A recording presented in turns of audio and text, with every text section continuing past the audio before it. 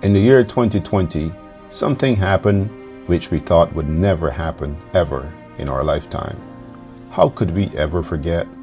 We had a pandemic, something we never imagined would ever happen in our lives. On March 11, 2020, the World Health Organization declared that the novel coronavirus outbreak, COVID-19, was a global pandemic. At that moment, it was as if the world stopped and everything was shutting down. It was a great opportunity to hit the reset button and take a breath, but breathing easily was an understatement. I was looking through the eyes of another lens, if that makes sense, but it made complete sense to me. What exactly did it mean to you? And what were your thoughts as the news rolled in of us facing a global pandemic?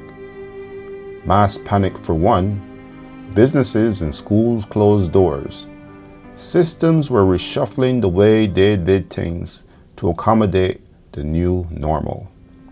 Hospital workers were also abandoning their positions, which led to many deaths across our nation and many other places. What did the horse stables do? And how did they manage this new inconvenience, which forced restrictions and segregation on everyone, dividing sick and well?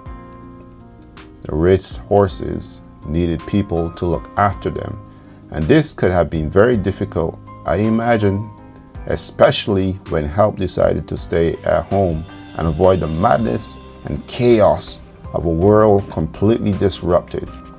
I set out to hear more on how the people involved in the racing handled the pandemic, and also to see how they came out of it 4 years later.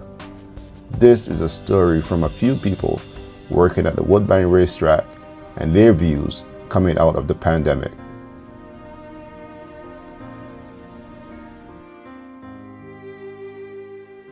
Not shake hands was that was a. It was you know what? I missed though when the traffic, there was never traffic. That was beautiful. All right, nice. All right. My name is Christopher Pion, assistant trainer for Sylvain Pion Stables. Yeah, I mean, like you were always kind of suspect of like anybody who wasn't from the barn. Anybody that was kind of coming through, you know, it wasn't as social. Like here, when you're on the backstretch, everyone kind of knows each other. They shout at each other, you know, just for a greeting and just be kumbaya.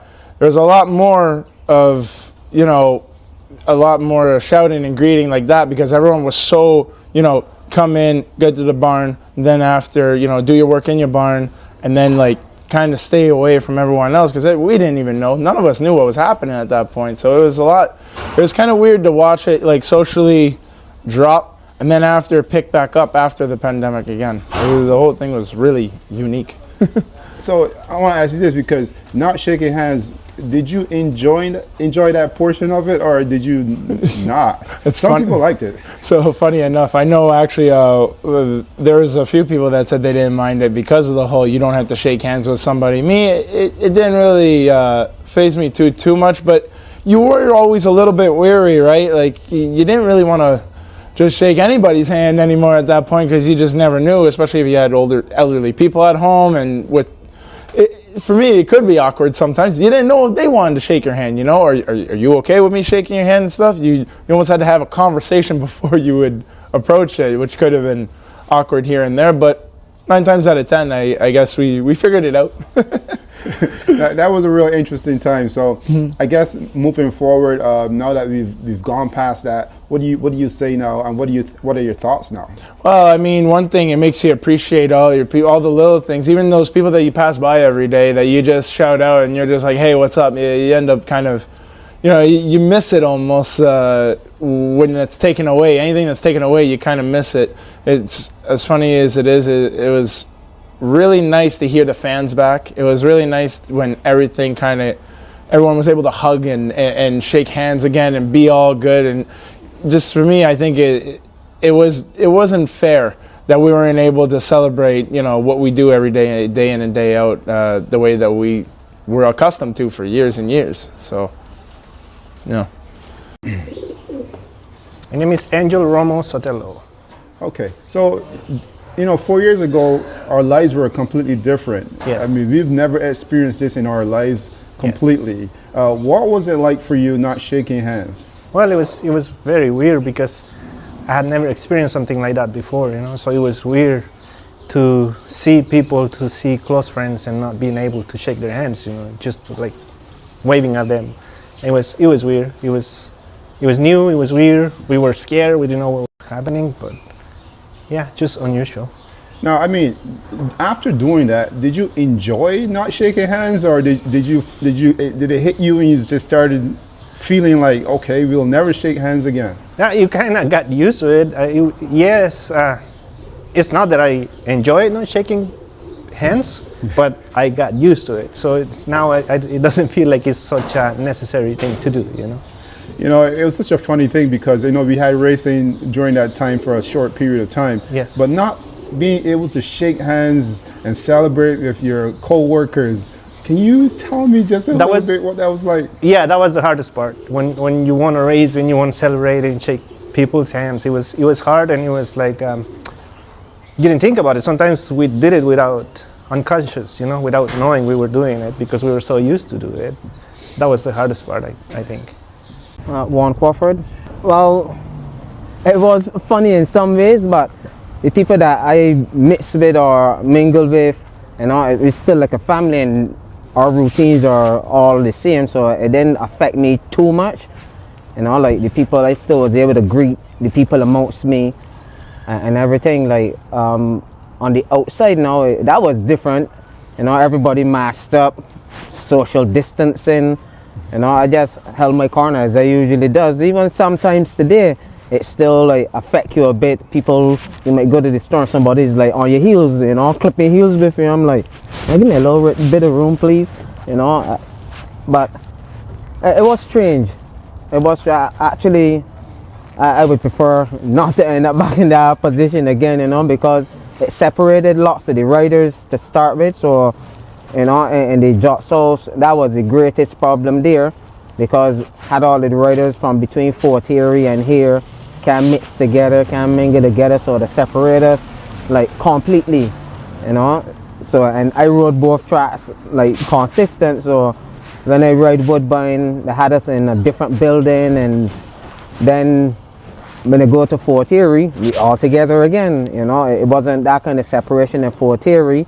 If Woodbine riders come to Fort Erie, it wasn't the same way, that they treated at both tracks, but yet it was strange. So I guess in a sense, we never want that to happen again, but did you sense that there was some kind of like a segregation with the people who could be sick and people who, are not sick? And yeah, because the reality is nobody wants to get sick. Nobody, Nobody wanted to get sick. So the little separation part, I didn't have a problem too much with, because still most of the time I'm speaking to everyone still, but yet you hold your own corner. It's not like out there it's just business. You're just dealing with business. You don't have that amount of time, to be mixing and mingling anyway. From race to race, you're in and out. But you prefer that not to happen again. Not at all. Tedston Holder. I was a bit different, and I don't even think we've recovered from that as yet. I mean, you're still a bit hesitant to embrace people when you meet them. That was a really interesting time. I was talking to other trainers and jockeys, and winning races or running races and not being able to celebrate with the people that you work with. How strange was that? It was different. It was different. I mean, you'd like to go and have a cocktail or even a snack with the people afterwards, but everyone just simply said thank you and went their way. And what about people that you work directly with? Did it build a kind of like a segregation with you and your people that you work closely with? For me, it kind of built a bond, because my core group is still with me. The people that started me 4 or 5 years ago, they're still here. So we've been together during the pandemic, and today still. It's a really interesting time. Do you think that we should never ever go back to that time again? I don't wish it on anyone. Carl DeFreitas. So let's go back 4 years ago when something happened in our lives that we've never experienced before, which was a pandemic. What was it like for you not shaking hands with the people that you know? Wasn't good at all, and seems like everything was disconnected with the people and everything. And that was really new for us, but did you enjoy it at all? No. So I guess you're a people's person. Oh yes, I am.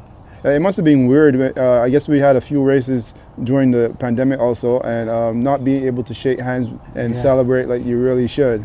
Yeah, wasn't good at all. Yeah, it wasn't good. I'm glad things is back to normal now.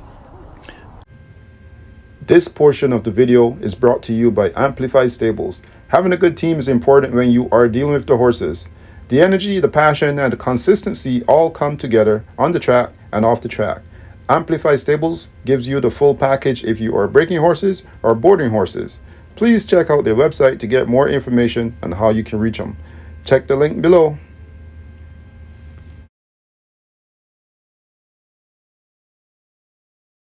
Angus Buntain. Okay, so again, I mean, going back to the pandemic, something that never happened in our lifetime. What was the feeling like not being able to shake hands with your co-workers, you know, people around you? Yeah, we weren't able to shake hands with anybody. It was obviously very difficult circumstances for everybody. We really had to adapt the way that we work and the way we handled horses and interacted with people. It was a whole lot different than ways that we're normally used to, but you know, with time we adapted and accommodated and managed. You know, we had a few races during that year, and I often wondered, you know, when people won races and so forth, you know, not being able to celebrate, or how strange was that? Yeah, so it was obviously very odd. The only people that were actually at the track watching the races were the trainers and the grooms that brought the horses over. So there was only sort of 20 people standing on the tarmac watching the races every time, and it was very quiet. The horses would be coming down the stretch. There was no cheering. And as you say, afterwards, the celebration, you know, the winner's circle, there was nobody around, nobody sort of clapping and hooting and hollering, and interviews were done by interviewers with a long stick on the microphone because we had to maintain our social distance, and it was all just very awkward and you know, unpleasant, I guess. I forgot about that, and I just want, you know, I guess we never ever want to go back to that time again.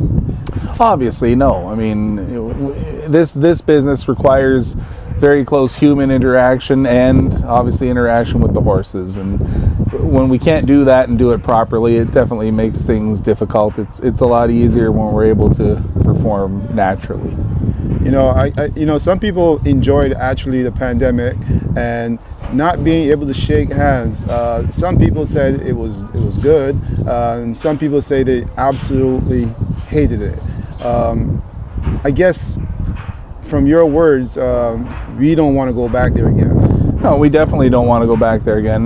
Particularly, let's not forget the health risk of it all. I mean, you know, if somebody did happen to have COVID and managed to spread it in the backstretch here, it would have caused a very serious problem. So to say that some people were happy that it happened and some didn't, or some weren't, I would say more people were not happy about it and were more concerned about it than were happy.